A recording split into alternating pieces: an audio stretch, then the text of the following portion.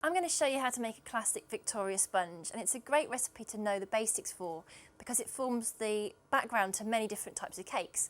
So I'm going to start first with some softened butter and some castor sugar. And what we're going to do is we're going to beat it with the electric beaters until it's really light and creamy.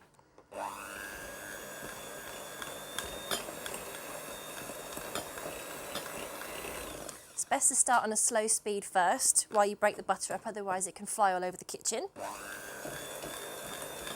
Now speed up your whisks. Keep moving the whisks around as you beat so you get all of the bowl incorporated. Let's go again.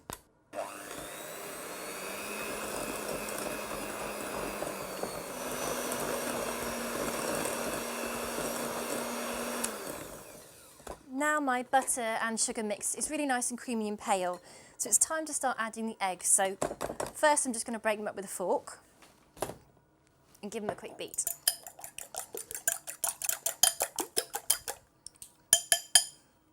Okay, I'm going to add the eggs to the bowl in small additions, and that's going to stop the mixture from splitting.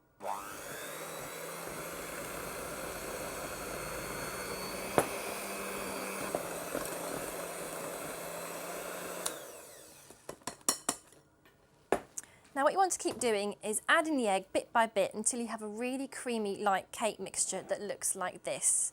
Now it takes quite a long time, so I'm going to show you the next stage. What I'm going to do now is fold in the flour. So we're going to add it in one go, and this has been sifted. It's not strictly necessary, but you can sift it if you like. I'm going to fold this in with a large metal spoon. So using a sort of figure-of-8 pattern, I'm going to cut the flour into the cake batter. And you cut and swirl the spoon, folding under and over itself. And the reason you do this is so that you don't knock all the air out that you've just whisked in with your beaters. So that's all incorporated now. It's just the right texture. I'm really happy. I want it to be soft dropping consistency, which in layman's terms means it'll fall off the spoon easily, like so.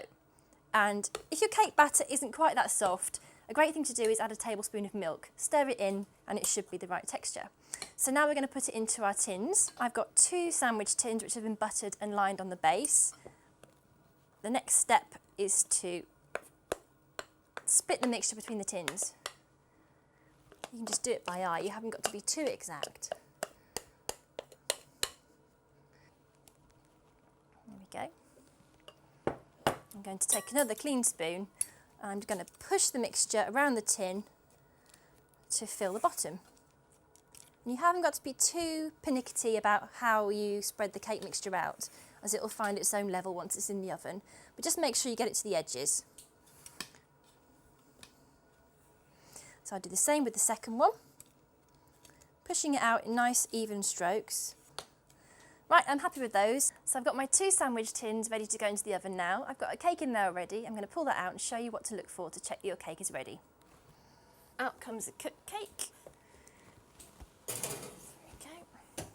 So first off, I know this is cooked because it's a beautiful golden brown colour all over. So you're looking for an even goldish colour, not too dark, not too pale. And the cake is springy to the touch, so use your fingers and check if it's cooked. It should be springy and light and risen, and it's also come away from the sides slightly, so that's ready. Now, this cake has cooled a bit longer. What I'm going to do is take it out of its tin. I'm going to lift it away from the base and leave it on the rack to cool completely. And then once that's cooled, you can fill the cake with jam or cream, whatever you fancy, and make a fantastic Victoria sponge like we have here. So that's how to make the perfect Victoria sponge.